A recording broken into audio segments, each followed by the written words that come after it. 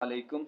मेरा नाम सैयद वकार हुसैन शाह है और मैं आपको अपने यूट्यूब चैनल वकार वेल विशर में खुशामदीद कहता हूँ और अपनी क्लास का आगाज़ सूरह निसा की आयत नंबर 118 से लेकर 20 तक करते हैं।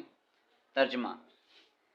जिसे अल्लाह ने लानत की है और उसने बेड़ा उठाया है कि तेरे बंदों में से मैं मुकर्रर शुदा हिस्सा लेकर रहूँगा और इन्हें राह से बेकाता रहूँगा और बातिल उम्मीदें दिलाता रहूँगा और इन्हें सिखाऊँगा कि जानवरों के कान चीर दें और इनसे कहूँगा कि अल्लाह ताला की बनाई हुई सूरत को बिगाड़ दें।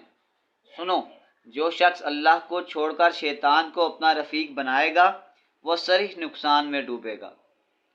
वो इनसे ज़ुबानी वादे करता रहेगा और सब्ज़ बाग दिखाता रहेगा, मगर याद रखो शैतान के जो वादे इनसे हैं वो सरासर फरेब कारियाँ हैं।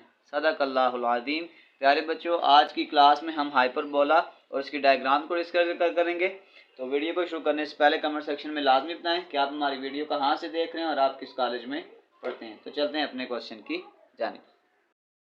Hyperbola, set of points in a plane such that the difference in the distance of each point from a fixed point, जिसे हम फोकस कहते हैं, यानी f1 और f2 दो फिक्स पॉइंट हैं, इन अ प्लेन इज कांस्टेंट। ये बिल्कुल हाइपरबोला जो है वो एलिप्स की तरह है, सिर्फ एलिप्स में हम जो दो फिक्स पॉइंट से डिस्टेंस होती थी उसको प्लस करते थे, यहाँ पे हम उन डिस्टेंस को माइनस करेंगे। अब माइनस कैसे करेंगे ये देख लें। इसका फार्मूला हम यूँ बनाएंगे कि difference is equal to distance from further point minus closer points. अब इसी डायग्राम की तरफ अगर आप देखें तो सपोज करेंगे ये एक ए पॉइंट मैंने लिया है। अब इस ए से जो फर्दर पॉइंट है वो आपके पास f1 है, तो इसका मतलब है हम फिर पहले इसको लिखेंगे कि af1 माइनस af2, क्योंकि f2 इसका क्लोजर पॉइंट है, इज इक्वल टू कांस्टेंट, यानी ये जो भी डिस्टेंस होगी ये कांस्टेंट होगी। फिर हमने एक काम और किया है कि एक और पॉइंट ले लिया है। फॉर एग्जांपल मैं कहता हूँ हमने एक बी पॉइंट लिया है यहाँ पर। अब बी पॉइंट देखें तो f2 से ज़्यादा दूर है, तो पहले हम यूँ लिखेंगे कि bf2 minus bf1 is equal to alpha, यानी ये भी कोई कांस्टेंट वैल्यू है जो सब बराबर होंगी। फिर एक सी पॉइंट हमने लिया तो cf2 माइनस cf1, यानी जितने भी हम पॉइंट्स लेंगे उन तमाम के जब डिफरेंस करेंगे तो किसी कांस्टेंट वैल्यू के बराबर आएंगे।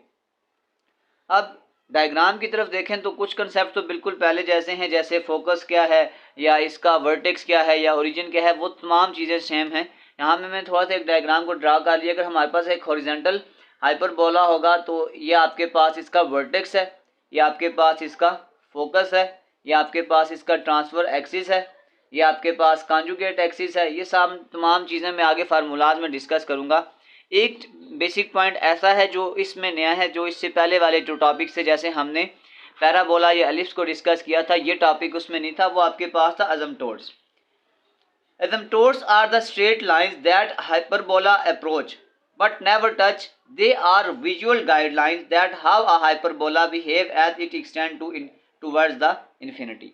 फॉर एग्जांपल जैसे ये आपके पास मैंने ये ड्रा किया हुआ एक हाइपरबोला है, तो ये वाली जो लाइंस है देखें, ये इस हाइपरबोला के करीब से गुजर रही है लेकिन हाइपरबोला को टच नहीं करेंगी। तो ये जो डॉटेड लाइन से मैंने रिप्रेजेंट किया है ये आपके पास इसका अजमटोट है।